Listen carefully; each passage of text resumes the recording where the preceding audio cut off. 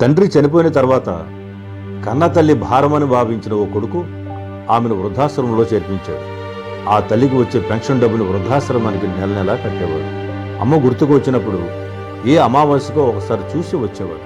అలా కొన్ని ఏళ్లు గడిచాయి. ఒకరోజు వృద్ధాశ్రమం నుంచి అతనికి ఫోన్ వచ్చింది. మీ అమ్మకి బాగోలేదు, సీరియస్గా ఉంది, చివరి క్షణాలు లెక్క పెట్టుకుంటోంది, కొడుకును చూడాలని ఏడుస్తుంది, మీరు వెంటనే రండి అని. వృద్ధాశ్రమంలోకి వచ్చిన కొడుకును చూసి ఆ తల్లి తన శక్తినంతా కూడదీసుకొని, బాబు నా చివరి కోరిక తీరుస్తావా అని అడిగింది. తల్లి చేతిలో చేయేసి, చెప్పమ్మా అన్నాడు కొడుకు. నాయనా, ఈ ఆశ్రమంలో ప్రతి గదిలో ఫ్యాన్లు పెట్టించు, ఒక్కటి కూడా లేదు. ఆహారం పాడవకుండా పెద్ద ఫ్రిడ్జ్ కూడా కొను. ఫ్రిడ్జ్ లేకపోవడంతో పాడైపోయిన ఆహారం తినలేక కొన్ని రోజులు నేనే తినకుండా ఖాళీ కడుపుతో ఆకలితో పడుకున్నాను అన్నది ఆ తల్లి.